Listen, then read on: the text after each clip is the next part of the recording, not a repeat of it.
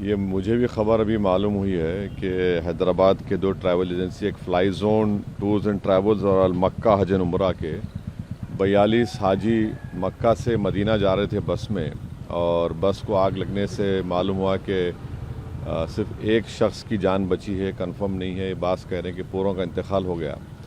तो मैंने Indian embassy Riyadh में जो DCM है अबू मैथन जॉर्ज साहब से मेरी बात हुई, और उन्होंने मुझसे कहा कि कौंसल जनरल जिद्दा भी और वो ख़ुद इस पर मालूमात हासिल कर रहे हैं और जो भी ज़रूरी कार्रवाई करना है वो करेंगे।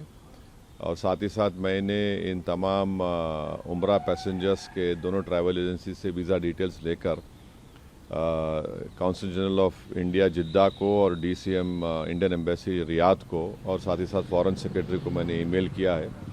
मेरी भारत सरकार से और ख़ास तौर से एक्सटर्नल अफेयर्स मिनिस्टर से जयशंकर साहब से ये रिक्वेस्ट है कि वो इमीडिएटली इस पर देखें, और अगर जिन लोगों की डेथ हुई है उनके परिवार ये चाह रहा है कि उनकी डेड बॉडीज़ जल्द से जल्द इंडिया को लाई जाए, और अगर कोई उसमें ज़ख्मी है तो उनको अच्छी से अच्छी वहाँ पर उनको इलाज हो सके।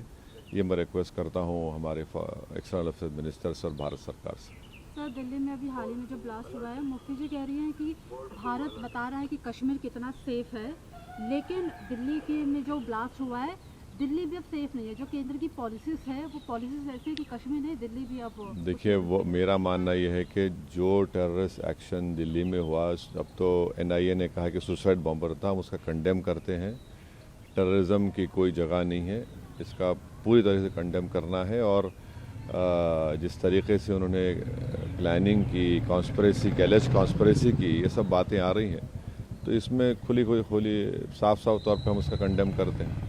सर, इसी पे कश्मीरी मैन को भी अरेस्ट किया गया है NIA के थ्रू, जिसने बॉम्ब को वहाँ प्रोक्योर करवाया था। जो भी है, अब तो इन्वेस्टिगेशन चल रहा है, तो आप और हम कोई कंक्लूजन पर नहीं आ सकते। मगर ये जो इंसिडेंट हुआ दिल्ली में, जिसमें 10 लोगों की मौत हुई, फिर अनफॉर्चुनेटली नौगाम में भी वो जो एक्सप्लोजिव रखे थे वहाँ पर भी पुलिस स्टेशन में ब्लास्ट हुआ, उसमें भी लोगों की मौत हुई।